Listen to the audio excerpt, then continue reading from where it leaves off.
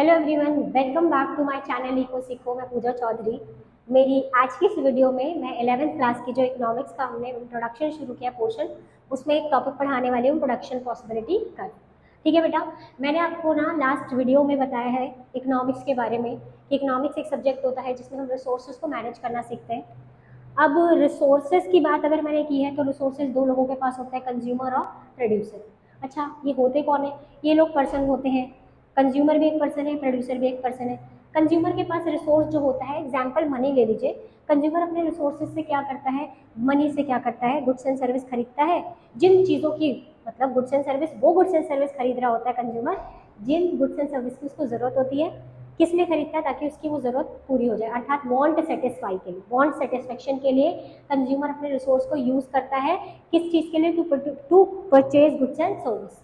अच्छा, फिर प्रोड्यूसर कौन होता है? प्रोड्यूसर एक पर्सन होता है जिसके पास बहुत सारे रिसोर्स होते हैं। एग्जाम्पल में मनी ले लीजिए, और उस मनी से वो क्या करता है? गुड्स एंड सर्विस प्रोड्यूस करता है। उस पैसे को कहाँ लगाता है? प्रोडक्शन करने पर।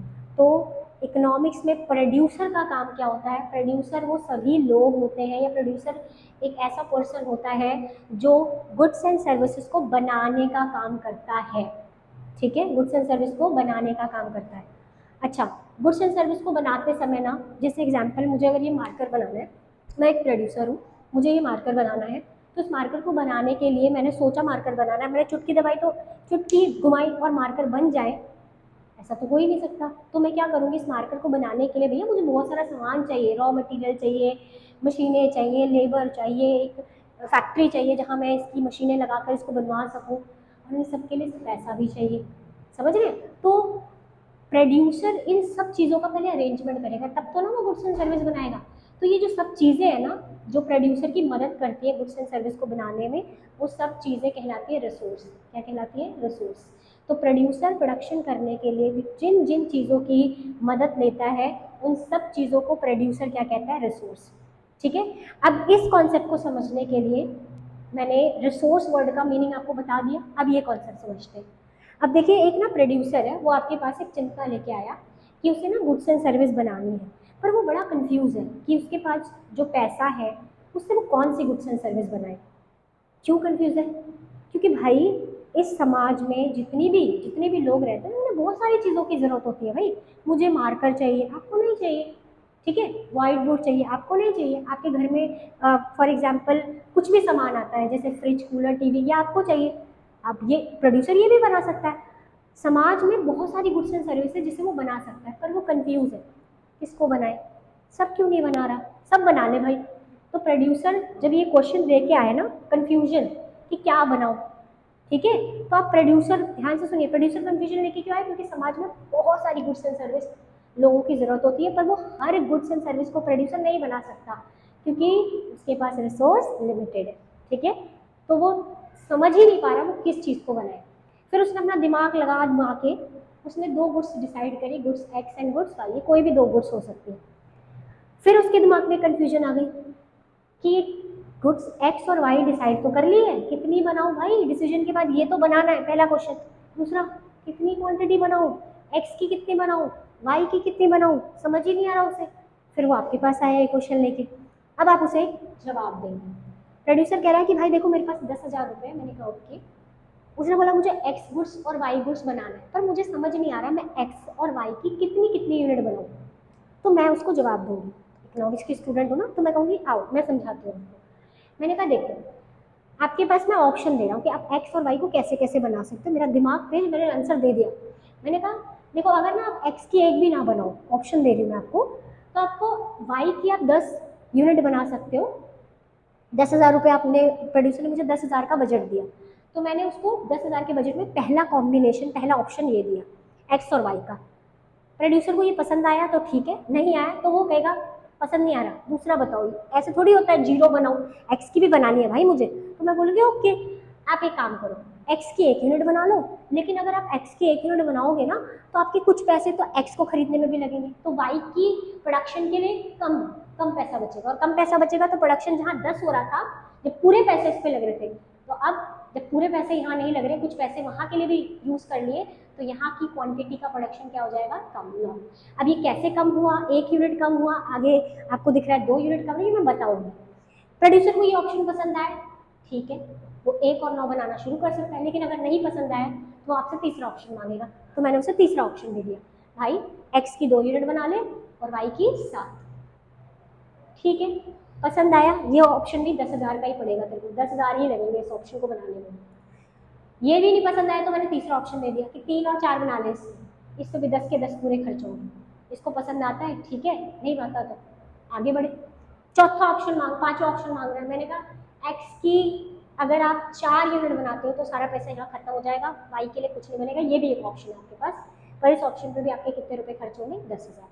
अब मैंने उसे 5 ऑप्शन दिए, ये 5 ऑप्शन क्या दिखा रहे, 5 कॉम्बिनेशन क्या दिखा रहे, ये 2 गुड्स के कॉम्बिनेशन है, ठीक है, जिन कॉम्बिनेशन में से किसी भी कॉम्बिनेशन को प्रोड्यूसर बना सकता है, प्रोड्यूसर यूज कर सकता है बनाने के लिए, चुन सकता है, 2 साथ भी बना सकता है, x की 2 y की 7, x की 3 y की 4, कोई भी ऑप्शन एक चुन सकता है वो, और इन सारे ऑप्शन पे उसके सेम रिसोर्सेज यूज होंगे, यानी अगर वो ये ऑप्शन चुनता है तो भी 10,000 रुपये लगेंगे, ये वाला चुनेगा तो भी 10,000 रुपये लगेंगे। और जब आप इस ऑप्शंस को एक टेबल में दिखाने की बजाय एक डायग्राम में दिखा दो, इन्हीं कॉम्बिनेशंस को, 2 गुड्स के कॉम्बिनेशन को डायग्राम पे दिखा देंगे, तो ये डायग्राम बन जाएगा प्रोडक्शन, ऑप्शन मतलब पॉसिबिलिटी, प्रोडक्शन को दिखाने वाली, प्रोडक्शन की पॉसिबिलिटी को दिखाने वाला कर्व, ठीक है। तो देख लीजिए, मैंने कहा प्रोड्यूसर को ऑप्शन दिया x गुड्स x एक्सिस पे और y गुड्स y एक्सिस पे, तो अगर प्रोड्यूसर x की 0 यूनिट बनाए तो y की कितनी यूनिट बनेगी, 10, पहला ऑप्शन मैंने दिखाया। दूसरा 1 और 9, 2 और 7, 3 और 4 और 4 और 0, ये सारे ऑप्शन, ये सारे कॉम्बिनेशन मैंने एक डायग्राम में प्रेजेंट कर दिए, और ये डायग्राम क्या दिखा रहा है, प्रोडक्शन की पॉसिबिलिटी को दिखा रहा है, किसको दिखा रहा है, प्रोडक्शन की पॉसिबिलिटीज को दिखा रहा है, कॉम्बिनेशंस को दिखा रहा है, और इसीलिए इस डायग्राम को हम क्या कहते हैं, प्रोडक्शन पॉसिबिलिटी कर्व। तो प्रोडक्शन पॉसिबिलिटी कर्व क्या होता है, एक ग्राफ है, एक ग्राफ प्रेजेंट है, ग्राफ में प्रेजेंटेशन किया है, क्या प्रेजेंट किया ग्राफ में, कॉम्बिनेशन को प्रेजेंट किया, किसके कॉम्बिनेशन है ये, 2 गुड्स के। तो प्रोडक्शन पॉसिबिलिटी कर्व एक ग्राफ है जो प्रेजेंट करता है कॉम्बिनेशंस को 2 गुड्स के, जिसे ये प्रोड्यूसर, जिसने ये मुझे ऑप्शन दिए, जिसे प्रोड्यूसर प्रोड्यूस कर सकता है अपने रिसोर्सेज का इस्तेमाल करके, रिसोर्सेज से बना सकता है। इन ऑप्शन को, इन सारे ऑप्शन पे उसके रिसोर्सेज यूज हो रहे हैं, कितने कितने, 10 के 10,000 10,000। तो प्रोडक्शन पॉसिबिलिटी कर्व क्या होता है, देख लीजिए, डेफिनेशन लिखी हुई है बोर्ड पे, it is a graphical presentation, किस चीज का, किसका प्रेजेंटेशन है भाई, कॉम्बिनेशन ABCDE, क्या है, कॉम्बिनेशन का, किसके combination, 2 goods that can be produce, किसके द्वारा, विद द गिवन, एक गिवन रिसोर्सेज से ये कॉम्बिनेशन बनाए जा सकते हैं, और एक रिसोर्स के साथ एक वर्ड ऐड हमेशा करना, technology, with the given resources and technology. तो ये प्रोडक्शन पॉसिबिलिटी कर्व का डेफिनेशन है।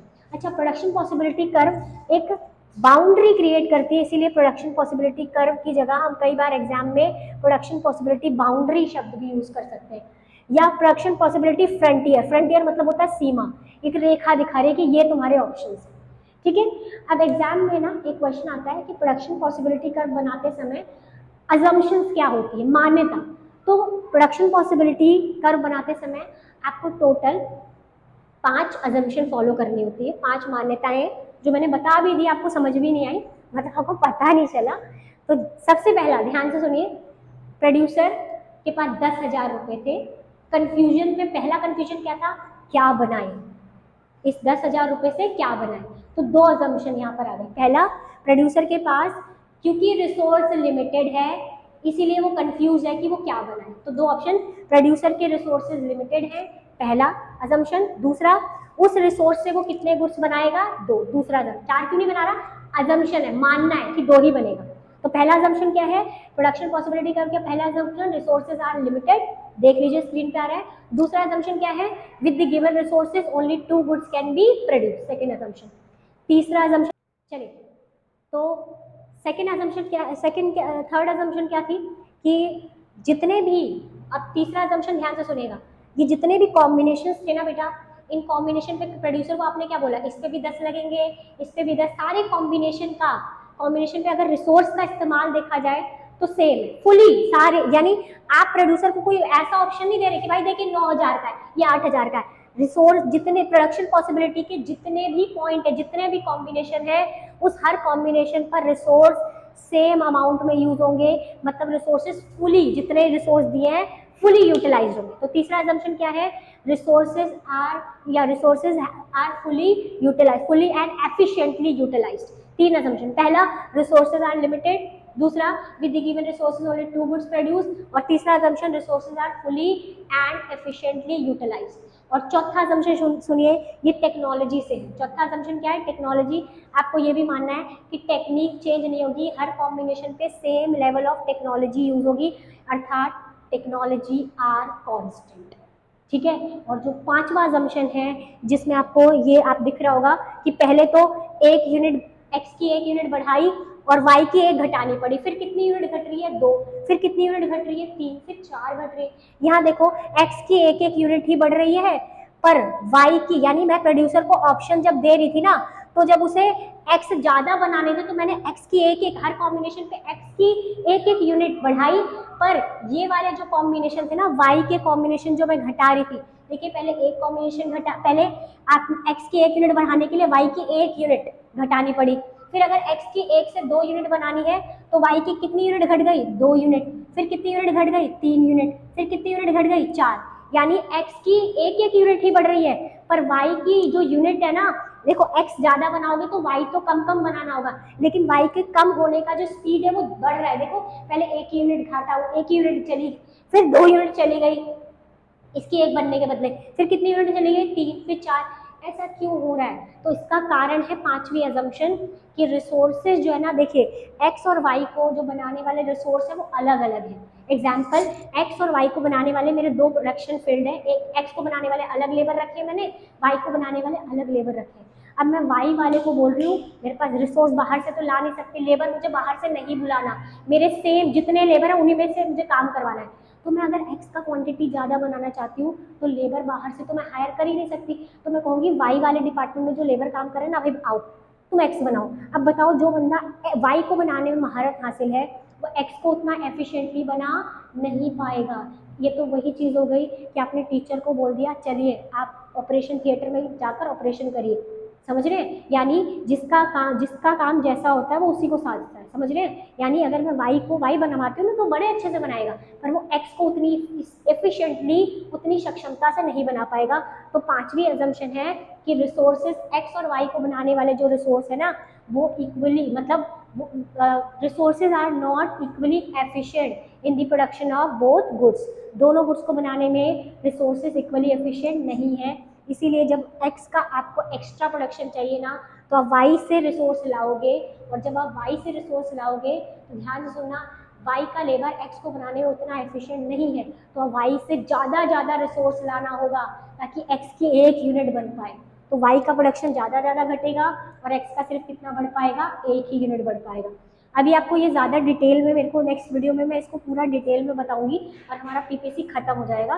तो 5 assumption हमने पढ़ी है पीपीसी की डेफिनेशन के साथ। पहला, रिसोर्सेज लिमिटेड होते हैं, दूसरा रिसोर्सेज के कम है, पैसा सीमित है, सीमित पैसे से कितनी गुड्स बनेगी, 2 गुड्स बनेगी, और 2 गुड्स बनने के बाद ये जो रिसोर्सेज है ना, हर 2 गुड्स के जब कॉम्बिनेशन बनाएंगे तो रिसोर्सेज फुली और इफिशिएंटली यूटिलाइज होंगे हर कॉम्बिनेशन पर।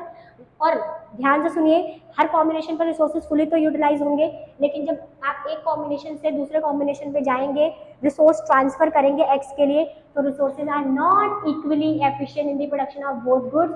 और पांचवा है, टेक्नोलॉजी आर कांस्टेंट। तो ये हमारा पीपीसी का बेस है। नेक्स्ट क्लास में मैं पीपीसी ऑलमोस्ट खत्म कर दूंगी। तो वीडियो अच्छी लगी है तो स्माइल करिए और सपोर्ट करिए हमें, ज़्यादा से ज़्यादा हमारा चैनल शेयर करिए अपने दोस्तों के साथ और सब्सक्राइब करिए हमारा चैनल। अपना ध्यान रखिए। Thank you so much.